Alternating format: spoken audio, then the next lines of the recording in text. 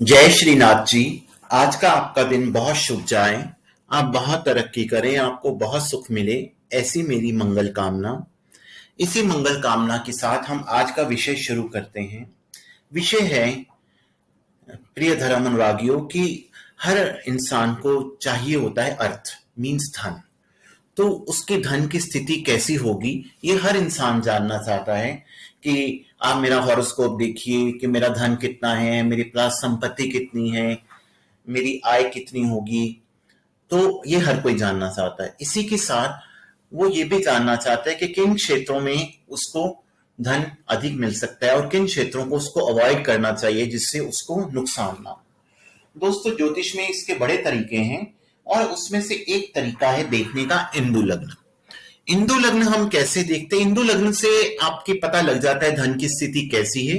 दूसरा यह भी पता लग सकता है कि आपको किन कार्य क्षेत्रों में काम करना चाहिए और किन कार्य क्षेत्रों को अवॉइड करना चाहिए। अब इंदु लगन देखने के लिए पहले हमको ग्रहों की कलाएं देखनी पड़ती हैं। 7 ग्रह इसमें हमने लेने हैं, सूर्य, चंद्र, मंगल, बुध, गुरु, शुक्र, शनि। राहु और केतु इसमें नहीं लेते हैं।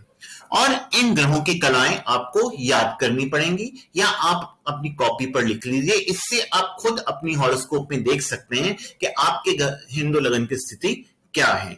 सूर्य की कला होती है 30, चंद्र की 16, मंगल की 6, बुध की 8, गुरु की 10, शुक्र की 12 और शनि की 1।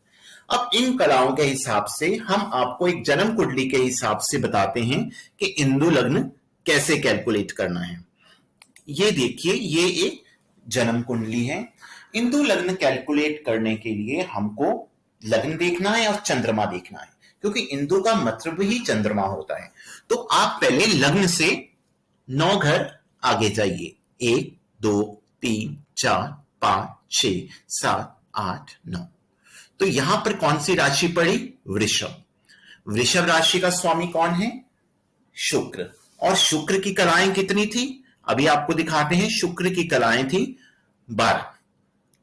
अब आप चंद्रमा से 9 घर आगे जाइए। चंद्रमा ये पड़ा है 1, 2, 3, 4, 5, 6, 7, 8, 9। तो यहां राशि पड़ी तुला। तुला राशि के स्वामी कौन है? शुक्र। और शुक्र की फिर कितनी कला आई? 12। इन दोनों की कलाओं को आपस में जोड़ लीजिए। तो जब हम 12 को 12 में जोड़ेंगे तो हमारे पास आ जाएगा 24। प्रिय दोस्तों, अगर तो गिनती आपके कुंडली के हिसाब से 1 से 12 तक आती है तो वही नंबर आपने लिख लेना है। अगर 12 से एक्सीड करती है, जैसे 13 आ गई, 14, 15, 16, 17 कुछ भी आ गई, तो उसको आपने 12 से डिवाइड कर देना है और जो रिमाइंडर बचेगा उसको पकड़ लेना है। और जो रिमाइंडर बचेगा उसको हमने पकड़ लेना है।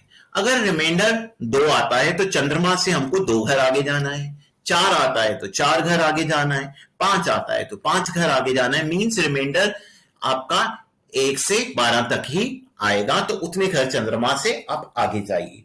और उस जो चंद्रमा से जितने घर आप वो आगे जाएंगे, वो लग्न जो होगा वो आपका इंदु लग्न होगा। दोस्तों, अब कई बार आता है कि 0 आ जाए, जैसे इसी कुंडली में हमने इसलिए लिया क्योंकि इसमें रिमाइंडर 0 आएगा। 24 आया, 12 दूनी 24 और नीचे रिमाइंडर बच गया 0। तो अगर 0 भी आए तो तब भी आपने 12 ही लेना है। तो अब हम चंद्रमा से 12 घर आगे चले। 1, 2, 3, 4, 5, 6, 7, 8, 9, 10, 11, 12। सो हमारे पास इंदु लग्न आया मकर राशि का। दोस्तों, इंदु लग्न को इंटरप्रेट करने के लिए कुछ प्रिंसिपल्स हैं। अगर इंदु लग्न में शुभ ग्रह बैठे हों तो आपकी धन की स्थिति अच्छी होगी। अगर इंदु लग्न में उसका स्वामी स्वयं बैठा हो तो आपकी धन की स्थिति शुभ होगी।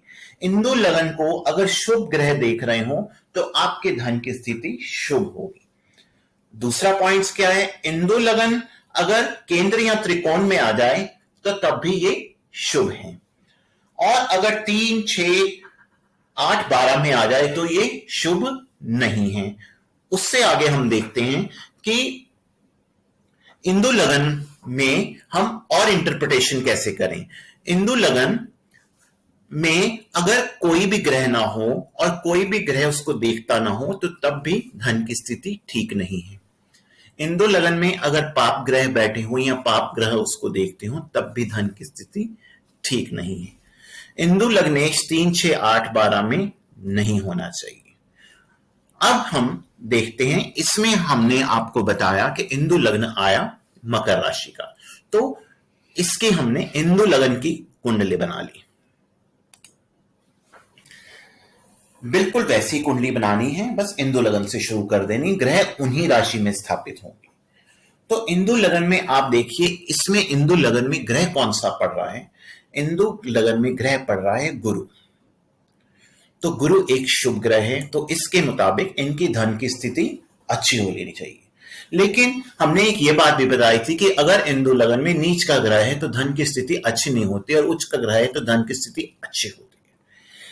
अब इसमें दोनों पॉइंट्स है, तो इनकी स्थिति मध्यम होगी, क्योंकि गुरु एक शुभ ग्रह है और साथ में वो यहां पर नीच का है, और साथ में केंद्र में भी है, ठीक है ना, त्रिकोण में है इंदु लगन में जब हमने देखा था। तो 2 पॉइंट्स इसकी फेवर में है, 1 पॉइंट डिसफेवर में है, तो इसलिए इसकी धन की स्थिति सामान्य से अच्छी कही जा सकती है।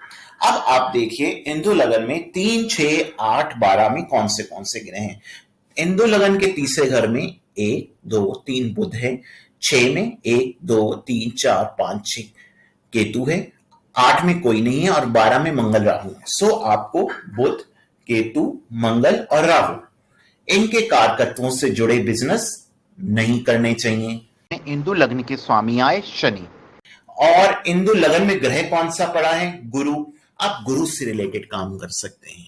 इस तरह से आपकी जिंदगी इन चीजों के इर्द गिर्द घूमेगी। गुरु से जैसे आप गुरु से पढ़ाई लिखाई का काम भी कर सकते हैं, आप गुरु से धार्मिक कार्य भी कोई कर सकते हैं, ज्योतिष कर सकते हैं, तो इस सोर्स से आपको इनकम आनी शुरू हो जाएगी।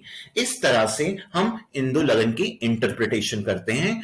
और अब हम चाहेंगे आप भी अपनी कुंडली में इंदु लगन को देखिए और उसको इंटरप्रेट कीजिए, और उसी के हिसाब से आप देखिए कि आपकी धन की स्थिति क्या है, आपको धन कहां से आना चाहिए और किन किन कारकत्वों से आपको बचना चाहिए।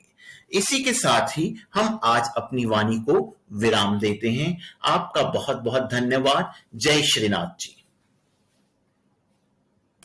और अगर आपको हमारा ये चैनल अच्छा लगता है तो आप इसको सब्सक्राइब कीजिए, इसको शेयर कीजिए, बेल आइकन दबाइए, ताकि जब भी नया वीडियो आए आपको सबसे पहले पता लगे। हमसे मिलने के लिए, हमसे परामर्श लेने के लिए निम्न टेलीफोन नंबर पर हमसे बात कर सकते हैं।